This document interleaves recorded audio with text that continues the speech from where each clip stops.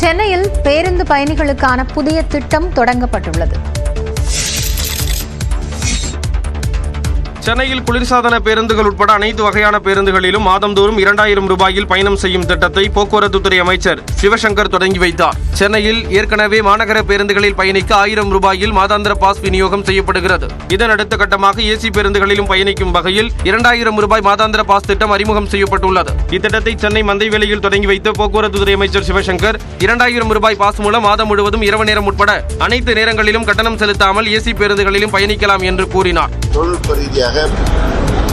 இன்னும் கூடுதல் வசதி பொதுமக்களுக்கான வசதிகள் செய்வதற்கான நடவடிக்கைகள் தொடர்ந்து எடுக்கப்பட்டு வருகின்றன. இத்திட்டத்திற்கு ஆதரவு அளித்து பொதுமக்கள் பயனடைய வேண்டும் என்றும் அமைச்சர் வலியுறுத்தினார். மேலும் நடப்பாண்டு இறுதிக்குள் சென்னையில் பேட்டரியால் இயங்கும் 635 பேருந்துகள் அறிமுகம் செய்யப்பட இருப்பதாக சிவசங்கர் குறிப்பிட்டார். கோயம்புத்தூர், திருப்பூர் மாவட்ட விசைத்தறி உரிமையாளர்கள் கூலி உயர்வு கோரி காலவரையற்ற வேலைநிறுத்த போராட்டத்தில் ஈடுபட்டுள்ளனர். கோயம்புத்தூர், திருப்பூர் ஆகிய மாவட்டங்களில் 2 லட்சத்துக்கும் மேற்பட்ட விசைத்தறி கூடங்கள் இயங்கி வருகின்றன. இங்கு ஜவுளி உற்பத்தியாளர்களிடம் இருந்து நூலை பெற்று கூலி அடிப்படையில் துணி உற்பத்தி செய்யப்பட்டு வருகிறது. அவ்வாறு நெசவு செய்யும் விசைத்தறி உரிமையாளர்களுக்கு 3 ஆண்டுகளுக்கு ஒருமுறை ஜவுளி உற்பத்தியாளர்கள் கூலி உயர்வு வழங்குவது வழக்கம். ஆனால் 2022ஆம் ஆண்டு போடப்பட்ட ஒப்பந்தத்தை முறையாக செயல்படுத்தாமலும் கூலி உயர்வு வழங்காமலும் இருப்பதாக கூறி கோயம்புத்தூர், திருப்பூர் மாவட்ட கூலி நெசவு விசைத்தறி உரிமையாளர்கள் காலவரையற்ற வேலை நிறுத்தத்தை தொடங்கியுள்ளனர். கடந்த 2 ஆண்டுகளாகவே விசைத்தறிக்கு நியாயமான கூலி உயர்வு, ஒப்பந்த கூலி உயர்வு கிடைக்காத காரணத்தினால் கோவை, திருப்பூர் மாவட்டங்களில் கிட்டத்தட்ட ஒரு 50,000க்கும் மேற்பட்ட விசைத்தறிகள் பல இரும்புக்கு உடைப்புக்கு செல்ல வேண்டிய ஒரு அவலச்சூழல் ஏற்பட்டுள்ளது. இந்த 2 மாவட்டங்களிலும் தினசரி 80 லட்சம் காடா துணி உற்பத்தி நிறுத்தப்பட்டுள்ளது. இதனுடைய மதிப்பு 25-30 கோடி ரூபாய் உற்பத்தி மதிப்பு இருக்கும். விலைவாசி உயரும் சூழலில் கூலி உயரவில்லை என விசைத்தறி உரிமையாளர்கள் வேதனை தெரிவித்துள்ளனர். 11 வருஷ காலம் 2014 2025 வரைக்கும் ஒரு கூலியே இல்லாமல் மின் கட்டண அபரிதமான உயர்வு, தொழிலாளர் கூலி உயர்வு, விலைவாசி உயர்வு, தறியினோட உதிரி பாகங்களோட விலை உயர்வு எல்லாமே கூடுதலாகிட்டே இருக்கிற போது கூலி குறைப்பாகுது. 2 லட்சத்திற்கும் மேற்பட்ட விசைத்தறி கூடங்கள் வேலை நிறுத்தத்தில் ஈடுபட்டுள்ளதால் தினம்தோறும் 40 கோடி ரூபாய் அளவிலான துணி உற்பத்தி பாதிக்கப்பட்டுள்ளது. புதுச்சேரியில் நியாய விலை கடைகள் இல்லாத பகுதிகளில் வீடு வீடாக சென்று ரேஷன் பொருட்களை வழங்க நடவடிக்கை எடுக்கப்படும் என்று முதலமைச்சர் ரங்கசாமி தெரிவித்துள்ளார். புதுச்சேரி சட்டமன்ற பட்ஜெட் கூட்டத்தொடரில் பேசிய முதலமைச்சர் ரங்கசாமி பல மாதங்களாக மூடி கிடந்த ரேஷன் கடைகளை தனது அரசுதான் திறந்து வைத்ததாக கூறினார். இந்நிலையில் நியாய விலை கடைகள் இல்லாத பகுதிகளில் வாகனம் மூலம் வீடு வீடாக ரேஷன் பொருட்களை விநியோகிக்க நடவடிக்கை எடுக்கப்படும் என்று அவர் கூறினார். இதனிடையே தமிழ்நாடு சட்டப்பேரவையில் வினாவிடை நேரத்தில் பேசிய பாஜக எம்எல்ஏ காந்தி நாகர்கோவிலில் நடமாடும் நியாய விலை கடைகள் அமைக்க அரசு முன்வருமா என்று கேள்வி எழுப்பினார். அதற்கு பதிலளித்த உணவுத்துறை அமைச்சர் சக்கரபாணி, நாகர்கோவிலில் ஏற்கனவே 31 நியாய விலை கடைகளும் 10 பகுதி நேர நியாய விலை கடைகளும் இயங்குவதால் நடமாடும் நியாய விலை கடைகளை அமைக்கும் திட்டம் பரிசீலனையில் இல்லை என கூறினார். பின்னர் பேசிய அதிமுக முன்னாள் அமைச்சர் செங்கோட்டையன், கர்நாடகாவில் எப்போது வேண்டுமானாலும் ரேஷன் பொருட்களை பெறும் நடைமுறை இருப்பதை போன்று தமிழ்நாட்டிலும் செயல்படுத்த அரசு முன்வருமா என்று வினவினார். இதற்கு பதிலளித்த அமைச்சர் சக்கரபாணி, ரேஷன் பொருட்களை வீடுகளுக்கே சென்று விநியோகிக்கும் திட்டத்தை செயல்படுத்தும் மாநிலங்களுக்கு துறை அதிகாரிகள் வியாழக்கிழமை நேரில் சென்று பார்வையிட இருப்பதாக கூறினார். அவர்கள் அளிக்கும் அறிக்கையின் அடிப்படையில் முதலமைச்சரின் கவனத்திற்கு கொண்டு சென்று உரிய நடவடிக்கை எடுக்கப்படும் என்று சக்கரபாணி தெரிவித்தார். பொது இடங்களில் வைக்கப்பட்டுள்ள திமுக கொடிக்கம்பங்களை 15 நாட்களுக்குள் அகற்ற வேண்டும் என்று திமுக பொதுச் செயலாளர் துரைமுருகன் உத்தரவிட்டுள்ளார். தேசிய, மாநில நெடுஞ்சாலையோரம் மற்றும் உள்ளாட்சித்துறைக்கு சொந்தமான இடங்களில் அமைக்கப்பட்டுள்ள அனைத்து கொடிக்கம்பங்களையும் 12 வாரங்களில் அகற்ற உயர்நீதிமன்ற மதுரை கிளை கடந்த ஜனவரி 27ஆம் தேதி உத்தரவிட்டது. அந்த தீர்ப்புக்கு எதிராக மேல்முறையீடு செய்யப்பட்ட நிலையில் 2 நீதிபதிகள் அடங்கிய அமர்வும் பழைய தீர்ப்பை கடந்த 6ஆம் தேதி உறுதி செய்தது. இந்நிலையில் அறிக்கை வெளியிட்டுள்ள திமுக பொதுச் செயலாளர் துரைமுருகன், மாவட்ட, ஒன்றிய, நகர, பகுதி, பேரூர், வார்டு, கிளைக்கழக நிர்வாகிகளுக்கு அறிவுறுத்தல்களை வழங்கியுள்ளார்.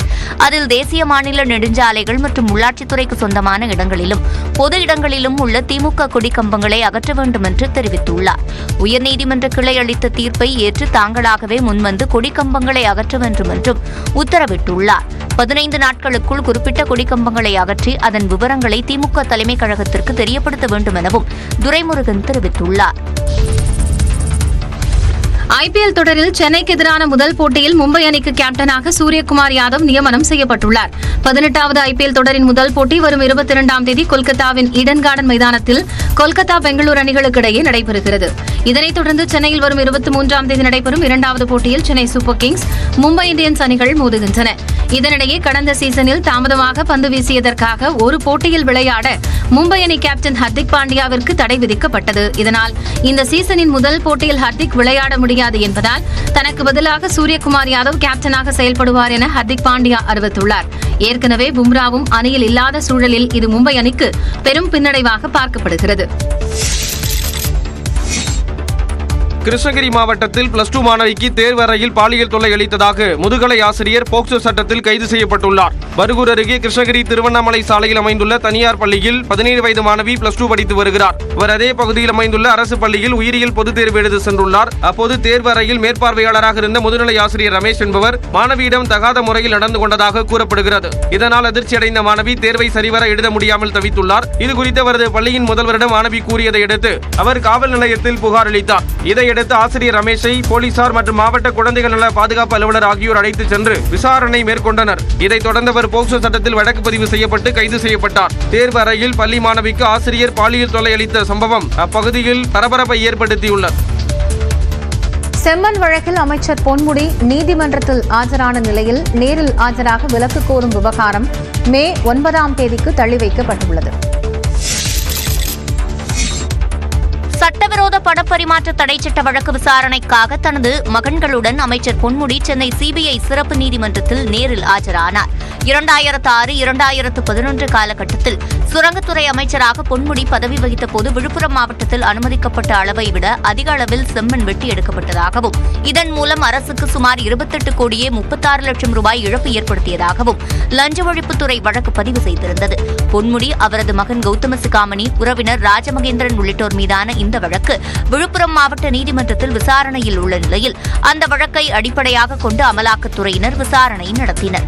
பின்னர் செம்மண் முறைகேட்டில் கிடைத்த பணத்தை ஹவாலா பரிவர்த்தனை மூலம் வெளிநாடுகளில் முதலீடு செய்துள்ளதாக கௌதம சிகாமணி உள்ளிட்ட 6 பேருக்கு எதிராக 2023ஆம் ஆண்டு அமலாக்கத்துறை சென்னை சிபிஐ நீதிமன்றத்தில் குற்றப்பத்திரிகை தாக்கல் செய்தது.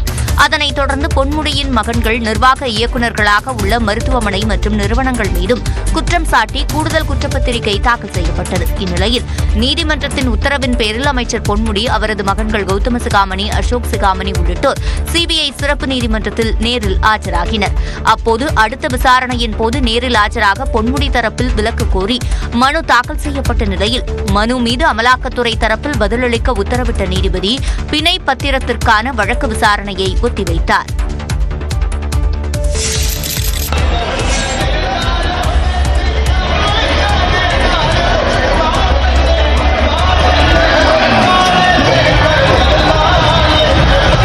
மத்திய பிரதேச மாநிலம் இந்தூரில் ரங் பஞ்சமி என்ற வண்ணமயமான நிகழ்ச்சி வழக்கமான உற்சாகத்துடன் நடத்தப்பட்டது.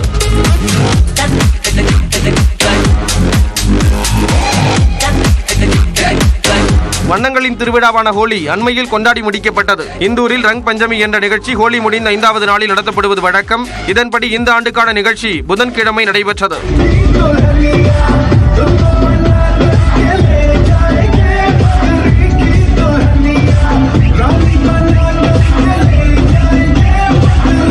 இதில் பங்கேற்ற ஏராளமானோர் வண்ணப்பொடிகளை ஒருவர் மீது மற்றொருவர் வீசி தங்களது மகிழ்ச்சியை பகிர்ந்து கொண்டனர்.